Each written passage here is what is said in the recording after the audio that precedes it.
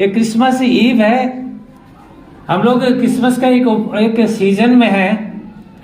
अक्सर क्या होता है, ये सीजन, ये समय उपहार देने का, उपहार ग्रहण करने का और देने का एक सीजन है। लेकिन सबसे बड़ा उपहार मानव जाति के लिए यीशु मसीह का उपहार है। मानते हैं इस बात को? परमेश्वर का वचन कहता है, यूहन्ना 3:16 में लिखा है, क्योंकि परमेश्वर ने जगत से ऐसा प्रेम किया कि उसने अपना इकलौता पुत्र दे दिया। परमेश्वर ने दिया, फ्री गिफ्ट आपको और मुझे। परमेश्वर ने अपने इकलौता पुत्र यीशु मसीह को दे दिया गिफ्ट के रूप में। वास्तव में यीशु ही उपहार है जिसकी पूरी दुनिया, बहुत से लोग इंतजार कर रहे थे। आदम और हव्वा ने पहली बार जब पाप किया और पाप में वो लोग गिरे, तो परमेश्वर ने प्रतिज्ञा किया कि हव्वा अर्थात स्त्री की संतान में से एक शैतान का सिर कुचल देगा। जेनेसिस 3:15 में लिखा है, आप सब लोग जानते हैं। जब परमेश्वर ने उस समय एक उद्धार की जो योजना बनाया, उसका परमेश्वर ने किस प्रकार क्रियान्वित किया, आप सब जानते हैं। जब परमेश्वर ने अब्राहम को यहूदी राष्ट्र का पिता बनने के लिए बुलाया, तो परमेश्वर ने प्रतिज्ञा किया कि उसकी वंशजों के कारण पृथ्वी की सारी जाति आशीष पाएंगी। हम लोग उत्पत्ति 22:18 में इस बात को पाते हैं। परंतु समय के अंतराल में, बहुत लंबे समय के बाद, उस उपहार अर्थात उस मसीहा का जो भविष्यवक्ता प्रतिज्ञा कर रहे थे, भविष्यवक्ता भविष्यवाणी कर रहे थे, उस भविष्यवाणी को भविष्यवक्ता यशायाह ने इस प्रकार प्रकाशित किया। यशायाह उसका 9 अध्याय का 6 पद में इस तरह से लिखा है, क्योंकि हमारे लिए एक बालक उत्पन्न होगा, हमें एक पुत्र दिया जाएगा और प्रभुता उसके कांधे पर होगी, और उसका नाम अद्भुत युक्ति करने वाला, पराक्रमी परमेश्वर, अनंत काल का पिता और शांति का राजकुमार रखा जाएगा। आखिर समय पूरा हुआ। समय के पूरे होने पर यीशु मसीह का जन्म कुंवारी मरियम से हुआ। हम लोग सुसमाचार में पढ़ते हैं। अभी हमने स्किट के द्वारा भी, बच्चों ने जो स्किट करके भी दिखाया किस प्रकार से मरियम के कोख से प्रभु यीशु संपूर्ण मानव जाति का उद्धार करता मसीहा, हमारे लिए एक उपहार, फ्री गिफ्ट पैदा हुए। हाँ, अगर कहें यीशु ही वह उपहार है जिसका बहुत समय से इंतजार हो रहा था। यीशु ने हमें कई उपहारों से सुसज्जित किया। आज मैं आपके बीच में इन सुसमाचार से यीशु का जन्म के बारे में बात कर तो रहा हूं, लेकिन उस खंड से नहीं पढ़ूंगा। मेरे साथ आप खोल सकते हैं तीतुस उसका 2 अध्याय, तीतुस उसका 2 अध्याय का हम लोग 11 से लेके 14 पद, इसमें देखेंगे यहाँ परमेश्वर के उन महान उपहारों में से विशिष्ट उपहार का वर्णन पौलुस यहाँ पे करता है। कैसे? क्योंकि परमेश्वर का अनुग्रह तो सब मनुष्यों के उद्धार के लिए प्रकट हुआ है। वह हमें यह सिखाता है कि हम अभक्ति और सांसारिक अभिलाषाओं का इनकार करके इस युग में संयम, धार्मिकता और भक्ति से जीवन बिताएं और उस धन्य आशा की अर्थात अपने महान परमेश्वर यीशु मसीह उद्धारकर्ता की प्रकट होने की प्रतीक्षा करते रहें। उसने अपने आप को हमारे लिए दे दिया कि हमें हर प्रकार के अधर्म से छुड़ा ले और हमें शुद्ध करके अपने लिए एक निज प्रजा बना ले जो भले काम के लिए सरगर्म हो। परमेश्वर का अनुग्रह प्रकट हुआ। यहाँ पे परमेश्वर यीशु मसीह के बारे में तीतुस के पत्री के द्वारा पौलुस बात करता है। परमेश्वर का अनुग्रह यीशु मसीह में प्रकट हुआ है। अनुग्रह क्या है? अगर हम इस बात को देखें, अनुग्रह जिसके हम काबिल नहीं थे, जिसके हम योग्यता नहीं रखते थे, लेकिन फ्री में बिना योग्यता के हमें वो मिला, वो अनुग्रह, इसी को अनुग्रह कहा गया। मगर यहाँ पे देखें 3 प्रकार की उपहार की बात पौलुस करते हैं। पहला उपहार है उद्धार करने वाला अनुग्रह। इस खंड में जो हमने अभी पढ़ा तीतुस का पत्री, पहली बात वो करता है उद्धार करने वाला अनुग्रह। दूसरी बात करता है हमें सिखाने वाला, अर्थात हमें प्रशिक्षण देने वाला अनुग्रह। क्या सिखाता है तो किस चीज की बात करता है? देखिए यहाँ पे, हम अभक्ति और सांसारिक अभिलाषाओं का इनकार करके इस युग में संयम, धार्मिकता और भक्ति से जीवन बिताएं। ये सिखाने वाला अनुग्रह, इस बात की बात करता है। और तीसरी बात है महिमा में अनंत जीवन देने वाला अनुग्रह। यहाँ पे पौलुस 3 अनुग्रह की बात करता है। 3 बातें हैं। हम इस बात को अगर ध्यान से देखें तो उद्धार करने वाला अनुग्रह, हमें सिखाने वाला अनुग्रह और हमें अनंत जीवन देने वाला अनुग्रह। यीशु के आने के बारे में बात करते हुए तीतुस 2:11 में कहता है परमेश्वर का अनुग्रह प्रकट हुआ है। परमेश्वर का अनुग्रह यीशु मसीह में प्रकट हुआ। हमें फ्री गिफ्ट हमें मिला। यीशु मसीह ही महान परमेश्वर के अनुग्रह का एक उपहार है हमारे लिए। हम उसे प्राप्त करने के योग्य नहीं हैं क्योंकि वो पवित्र है और हम पापी। फिर भी वो हमें दिया गया। क्यों? क्योंकि हमें उद्धार रूपी अनुग्रह की आवश्यकता है। बाइबल कहती है रोमियो 3:23 में, सबने पाप किया और परमेश्वर की महिमा से रहित हैं। ये अनुग्रह हमें आवश्यक क्यों है? हम थोड़ा सा समझें, अनुग्रह की आवश्यकता क्यों है? क्यों? क्योंकि हम और आप पापी हैं। हम पापियों को उस अनुग्रह की आवश्यकता है। उसी तरह रोमियो 6:23 में परमेश्वर का वचन कहता है पाप की मजदूरी तो मृत्यु है। हमने मृत्यु कमाया था, हमारी मजदूरी मृत्यु थी, इसीलिए हमें उस अनुग्रह की आवश्यकता है। इब्रानियों का लेखक इब्रानियों 9:27 में कहता है और जैसे मनुष्य के लिए एक बार मरना और उसके बाद न्याय का होना नियुक्त किया गया है,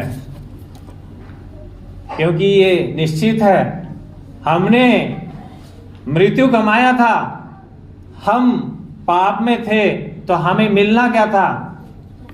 न्याय दंड, और हम नरक में जाने थे। लेकिन परमेश्वर का बहुत बड़ा अनुग्रह ये है। 2 कोरिन्थियों 5:19 में पौलुस इस प्रकार लिखते हैं परमेश्वर लोगों का अपराधों का दोष उन पर न लगाते हुए मसीह में जगत का मेल मिलाप अपने साथ कर रहा था। हम पापी थे, हम गुनहगार थे, हम अपने मार्ग में चल रहे थे, हम ऐसे, हमारे ऊपर न्याय दंड का घोषणा हो चुका था। परंतु परमेश्वर ने क्या किया? परमेश्वर ने यीशु मसीह के साथ, जो आदम और हव्वा के कारण परमेश्वर पिता के साथ हमारा संबंध विच्छेद हो गया था और एक पाप की खाई ने हम उनसे अलग हो गए थे, परमेश्वर यीशु मसीह के द्वारा, यहाँ पे पौलुस कहते हैं यीशु मसीह के द्वारा परमेश्वर जगत को अपने साथ मेल कर रहा था, संबंध में कर रहा था यीशु मसीह के द्वारा। ये बहुत महत्वपूर्ण है। इसी कारण यीशु मसीह ने आने वाले उस न्याय से बचाने और परमेश्वर के पास वापस लेने के लिए प्रभु यीशु आए हैं। हमें हमारे सृष्टिकर्ता परमेश्वर के बीच में परमेश्वर के साथ रिश्ता स्थापित करने यीशु आए हैं। परमेश्वर हमें यीशु मसीह में लेने आया है। क्यों? हमने परमेश्वर से अपना मुंह मोड़ लिया था। कभी क्या होता है, पत्नी रूठ के मायके चली जाती है, पति क्या करता है? वापस लेने के लिए मनाने जाता है। ससुराल जाता कि नहीं? जाता है। ठीक उसी तरह हम लोगों ने क्या किया था? ईसाइया 53:53 पद हमें बताता है हम तो सबके सब भेड़ों के समान भटक गए थे, हमने परमेश्वर से मुंह मोड़ लिया था। सॉरी, हमने अपने अपने मन के मुताबिक अपने रास्ते बना लिए, अपने मनमर्जी का जीवन जीना शुरू किया। हम अपने रास्तों से भटक गए थे। लेकिन यीशु मसीह क्या, किस लिए आया? आपको और मुझे घर वापसी के लिए आया। आपको और मुझे असली घर हमारा कौन है? पिता का घर यीशु मसीह आपको और मुझे वापस घर वापसी ले जाने के लिए आया है। ध्यान रखिएगा, ये बात बहुत महत्वपूर्ण है। परमेश्वर ने अपने भविष्यवक्ताओं को भेजा, लेकिन हमने उनकी बातों को नहीं सुना। परंतु अंत में क्या किया उसने? परमेश्वर ने अपनी प्रेम की उस गहराई को दिखाने के लिए अपने पुत्र को इस जगत में भेज दिया। तीतुस 2:14 में हमने देखा, मसीह ने हमारे लिए खुद को दे दिया क्रूस पर, ताकि वह हमें छुड़ा सके या हमें वापस पा सके सभी अधर्म से, और अपने लिए अपने लोगों को शुद्ध कर सके। यीशु मसीह का संदेश बहुत सरल है। आप जानते हैं सरल कैसे है? परमेश्वर आपसे प्रेम करता है और आपको वापस चाहता है। क्या आप घर नहीं आओगे? यीशु मसीह का संदेश है, आज आपके लिए और मेरे लिए, सबके लिए संदेश है। यीशु मसीह घर बुलाने आया है। एक दुल्हन रूठ के मायके चली जाती है तो उसका दुल्हा जाता है ससुराल उसको वापस लाने के लिए। ठीक उसी तरह यीशु मसीह आपको और मुझे वापस लेने के लिए आया है, अपने उस घर में वापस ले जाने के लिए आया है। क्या आप तैयार हैं जाने के लिए? आपको ज्यादा कुछ नहीं कहना। ज्यादातर लोग यीशु मसीह के उद्धार को पाए हुए लोग होंगे। अगर जिन्होंने यीशु मसीह को जाना नहीं, उनको सिर्फ इतना कहना है, प्रभु यीशु मुझे बचा और मेरा मिलाप मेरे परमेश्वर पिता से करा दे। इतना ही कहना है। संदेश सरल है। अभी मेरे पास आपके लिए कुछ प्रश्न हैं। पहला प्रश्न ये है, आप क्या चाहते हैं? ध्यान से सुनिएगा, मेरे प्रश्न को ध्यान से सुनिएगा। आप क्या चाहते हैं? मैं क्रिसमस से क्या पाना चाहता हूं? अपने आप से प्रश्न करिए। जो ये क्रिसमस ईव हम मना रहे हैं ना, आनंद मना रहे हैं, खुशी मना रहे हैं, अभी खाएंगे पिएंगे, लेकिन इससे मुझे क्या हासिल होगी? मैं क्या पाना चाहता हूं इस क्रिसमस में? प्रश्न करिए। क्या हमारा उद्देश्य सिर्फ सांसारिक उपहार पाने का ही तक सीमित है? अगर ऐसा है तो वो उपहार आपको और मुझे निराश करेगा, हम निराश होंगे। परंतु मेरे साथ खोलिए मत्ती 2 अध्याय। मैं कुछ बातें कहूंगा, प्रश्न मेरा मत भूलिएगा। प्रश्न है, आप क्या चाहते हैं? उस प्रश्न को मत भूलिएगा। मत्ती 2 अध्याय में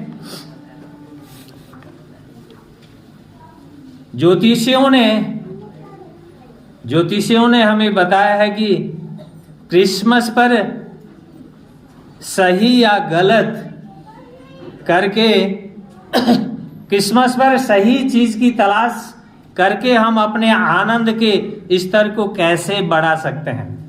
फिर से सुनिएगा, हम उस खंड को अभी पढ़ेंगे। ज्योतिषियों ने क्या बताया? क्रिसमस पर सही चीज की तलाश करके हम अपने आनंद के स्तर को बढ़ा सकते हैं। वे लोग क्या खोज रहे थे? 2 पद में देखिए क्या है। मत्ती उसका 2 अध्याय का 2 पद। क्या कर रहे हैं वो? क्या खोज रहे हैं? यहूदियों का राजा जिसका जन्म हुआ है कहाँ है? क्योंकि हमने पूर्व में उसका तारा देखा है और उसको दंडवत करने आए हैं। प्रश्न है, ज्योतिषियों का प्रश्न है। क्या प्रश्न है? यहूदियों का राजा जिसका जन्म हुआ है कहाँ है? वे यीशु की खोज कर रहे थे। उनके लिए क्रिसमस यीशु की आराधना करने का एक अवसर था। आज आपको और मुझे इस क्रिसमस पर यीशु की तलाश और आराधना की उम्मीद करनी चाहिए। क्या हम यीशु को खोज रहे हैं उन मजूसियों की तरह, उन ज्योतिषियों की तरह? यरूशलेम में आए, बहुत दूर से आए थे वो लोग, यरूशलेम में आए और क्या ढूंढ रहे हैं? ढूंढ रहे हैं यहूदियों का राजा जिसका जन्म होना है, वो कहाँ है? खोज रहे हैं। आज आपके लिए और मेरे लिए प्रश्न है, हम क्या चाह रहे हैं इस क्रिसमस पर? सिर्फ उपहार, या जो इटर्नल उपहार है, जो अनंत काल के लिए हमारे लिए, आपके और मेरे लिए उपहार है, क्या हम उसकी खोज में हैं? यीशु की खोज में है? ये बहुत महत्वपूर्ण है। दूसरा प्रश्न, ध्यान रखिए, मेरे पास आपके लिए 3 प्रश्न है। दूसरा प्रश्न, आप कहां देख रहे हैं? आप कहां देख रहे हैं? ज्योतिषियों से सीखते हैं कि क्रिसमस के लिए सही या गलत जगह है। उन्होंने गलत जगह देखा, उन्होंने वहीं देखा जो उनके लिए उनके मानवीय तर्क ने उन्हें देखने को कहा। तारे ने इस्राएल में नए राजे का जन्म का चिन्ह दिखाया। ज्योतिषी वहां गए जहां राजाओं का जन्म होना चाहिए था। कहां? यरूशलेम में राजा हेरोदेस महान के महल में राजा का जन्म वहीं होगा, क्योंकि हमारी मानवीय दृष्टि, हमारी मानवीय सोच और बुद्धि क्या ढूंढेगी? राजा को जो जन्म होना है राजमहल में ही ढूंढेगी। उन लोगों ने भी वही किया। क्या किया? उन्होंने एक गलती किया, बहुत बड़ी गलती। क्या गलती थी? राजा को राजमहल में ढूंढ रहे हैं जो राजा आने वाला है। जब हेरोदेस ने ये बात को जाना तो क्या किया? बहुत बड़ा नरसंहार हुआ, छोटे बच्चों का बहुत हत्याएं हुई। आप सब जानते हैं, यीशु मसीह को भी मारने की, नष्ट करने की उन्होंने कोशिश किया, बाइबल हमें कहती है। परंतु हम भी कहीं इस क्रिसमस पर गलत जगह पर अपनी खुशी और आनंद तलाश तो नहीं कर रहे हैं। देखिए, ज्योतिषियों को सबसे पहले कहां देखना चाहिए था? कहां देखना चाहिए था ज्योतिषियों को सबसे पहले? बाइबल में। क्यों?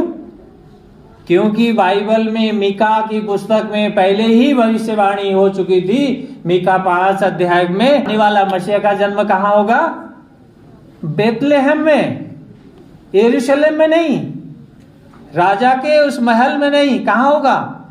बेथलेहम में। पहले ही मीका की पुस्तक में भविष्यवाणी, पहले ही यीशु मसीह आने से पहले ही 8वीं शताब्दी में, ईसा पूर्व में भविष्यवाणी हो चुकी थी, बेथलेहम में होगा। लेकिन उन्होंने क्या किया? बाइबल में नहीं ढूंढा। जब इनको पता कैसे चला? जब यरूशलेम के शास्त्रियों ने कहा भविष्यवक्ता मीका के अनुसार मसीह का जन्म बेथलेहम में होना था, तब वो बेथलेहम गए उस तारे के सहारे। आप कहां देख रहे हैं? प्रश्न ये है आपके और मेरे लिए, आज आपका देखने का जगह क्या है? कहां देख रहे हैं? क्या हम अपनी मानवीय दृष्टि से हम चालित हैं, या परमेश्वर के इस वचन में ढूंढ रहे हैं, देख रहे हैं? क्या देख रहे हैं? ये बहुत महत्वपूर्ण प्रश्न है। तीसरा प्रश्न है, आप क्या उपहार लेके आए हैं? आज आप आए हैं ना क्रिसमस मनाने, तो आपका उपहार क्या है? क्या उपहार लेके आए हैं आप यीशु मसीह के पास? आपका क्या उपहार है? ज्योतिषियों ने उपहार लेकर आए यीशु के पास। उनके उपहार उचित और यीशु के सम्मान के अनुरूप थे। 2 अध्याय में आगे खंड को आप पढ़ें, यहीं पे लिखा हुआ है, 10-11 पदों को 2 अध्याय का उसमें लिखा हुआ है क्या उपहार लेके आए। उनके उपहार एक राजा, एक मसीहा के लिए उचित उपहार वो लोग लेके आए थे, सम्मान के अनुरूप। हम लोग किसी बड़े लोगों के लिए उपहार लाएंगे तो ऐसे वैसे चीज उठा के नहीं ले जाएंगे, है ना? अच्छा, उसके स्तर के अनुसार, उसके सम्मान के अनुसार, उसके मान के अनुसार हम विशिष्ट उपहार लेके जाने की कोशिश करेंगे। ज्योतिषियों ने ठीक वही किया। वो एक राजा के जैसे उपहार लेके आए। कैसे? क्या थे?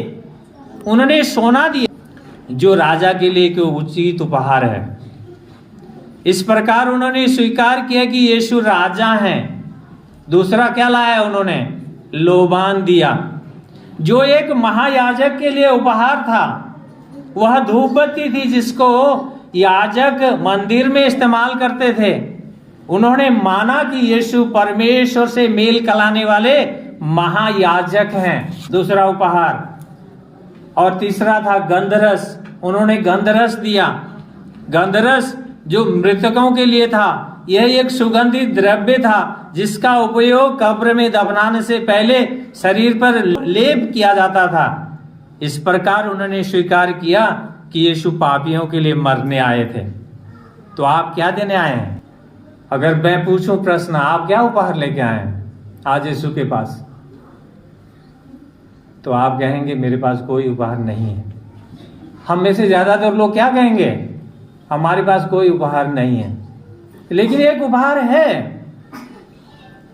क्यों ना हम खुद को यीशु को पास देने के बारे में सोचें, अपने हृदय को, अपने मन को यीशु को दे दें। उपहार मेरे पास और आपके पास देने के लिए और उपहार नहीं है।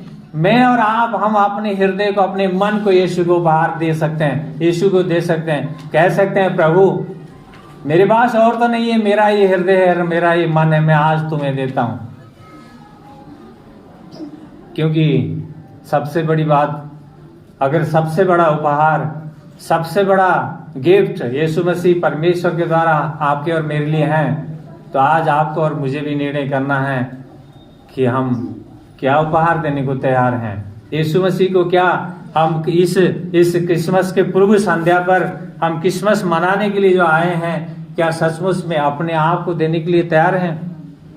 देखिए, अगर आपके और मेरे क्रिसमस में अगर क्रूस सेंटर्ड जीवन नहीं है, हमने इस क्रिसमस में क्रूस को, क्रॉस को केंद्र में नहीं रखा, तो मेरा और आपका क्रिसमस मीनिंगलेस है, व्यर्थ है।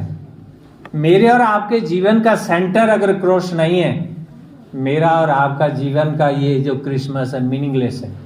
इसी कारण मुझे और आपको चाहिए, मेरे और आपके पास उस राजा को देने के लिए उचित उपहार नहीं है, लेकिन आपके और मेरे पास एक चीज है, हमारा हृदय, हमारा मन उसको दे दें, उसके पास समर्पित कर दें अपने आप को। क्योंकि यही एक सच्चा क्रिसमस होगा, यही एक सच्चा उपहार होगा यीशु मसीह के चरणों में अपने आप को समर्पित कर देना। मैंने आपके पास 3 प्रश्न रखे, आपको पता नहीं कितने याद हैं। 3 प्रश्न। आप क्या चाहते हैं, आप कहाँ देख रहे हैं, और आप क्या उपहार लेके आए हैं? 3 प्रश्न। इन प्रश्नों को अपने जीवन में बाद में भी मनन करिएगा जरूर, क्योंकि हम तो सबके सब भेड़ों के समान भटके हुए, खोए हुए जंगल में ऐसे व्यक्ति को, जिनका बचने का कोई उपाय नहीं था, हम तो उस कीचड़ में, पाप की दलदल में फंस गए थे। एक दलदल जहां एक आदमी फंस जाता है, तो क्या वो अपने बल ताकत से बाहर निकल सकता है? क्या निकल सकता है? नहीं निकल सकता। ऐसे अगर दलदल है, वो धंसता जाएगा, कभी बाहर नहीं आ सकता अकेला। उसको बाहर निकलने के लिए क्या चाहिए? किसी और का सहारा चाहिए, बाहर से कोई और जाए और बाहर से पकड़ के खींचे, उसको बाहर निकाले उस कीचड़ से, उस दलदल से। उस दलदल से वो बाहर नहीं निकल सकता, जिसकी टांगें धीरे धीरे धंसती जाती है, अंदर धंसती जाती है। मेरी और आपकी अवस्था ठीक वैसे ही थी। हम भी पाप के दलदल में धंसते हुए जा रहे थे, हम पाप के कीचड़ में फंस रहे थे, लेकिन उचित समय पर प्रभु यीशु आपके और मेरे जीवन में आया, और उसने उस पाप से, उस दलदल से, उस कीचड़ से मुझे और आपको बाहर किया। जिन्होंने प्रभु यीशु को अपना जीवन दाता, अपने मुक्तिदाता, अपना उद्धारकर्ता के रूप में ग्रहण किया, उनके पापों का क्षमा हो गया। यीशु मसीह ने कहा, मैंने मिटा दिया। जैसे भी लाल रंग के हो, वो क्या हो जाएंगे? हिम की तरह सफेद हो जाएंगे। उसने अपने लहू से मिटा डाला, हो सफेद कर दिया है। मगर जिनके जीवन में उद्धार का एश्योरेंस नहीं है, अभी भी जिनको पता नहीं है मैंने उद्धार पाया कि नहीं पाया, तो आपको अपने आप को जांचना पड़ेगा, यीशु के पास आना पड़ेगा। इसके अलावा कोई उपाय नहीं है। ये क्रिसमस हमारे लिए तभी महत्वपूर्ण होगा जब हम उस महान उपहार को जानेंगे और हम अपने आप को टटोल कर पाएंगे कि हम कंगाल हैं, कुछ भी नहीं है हमारे पास, उस राजा के योग्य उपहार कुछ नहीं है। जब हम अपने आप को समर्पित करेंगे उसके हाथों में, तभी हम जान पाएंगे, मेरे और आपके हृदय में एक सच्ची वो एश्योरेंस आएगी, सच्ची एक उम्मीद आएगी कि हाँ, उस राजा ने मेरे और आपके गुनाह को क्षमा कर दिया। वो मेरा और आपका सबसे बड़ा उपहार वही है। क्रिसमस में, इस क्रिसमस में प्रभु यीशु को जाने, यीशु के चरणों में आए, वही मेरे और आपके लिए सच्ची क्रिसमस है। सच्चा क्रिसमस का एक आनंद होगा। अन्यथा संसार में जितने भी हम उपहार लाएंगे, देंगे, एक दूसरे को बांटेंगे, जो भी करेंगे, लेकिन वो उपहार क्या करेंगे पता है? हमें निराश कर देंगे, निराश हो जाएंगे। लेकिन ये उपहार कभी निराश करने वाला नहीं है। ये उपहार अनंत काल के लिए है, क्षणिक नहीं है, कल नष्ट होने वाला नहीं है, अनंत काल के लिए है। आपके और मेरे जीवन में वो उपहार बहुत महत्वपूर्ण है, मूल्यवान।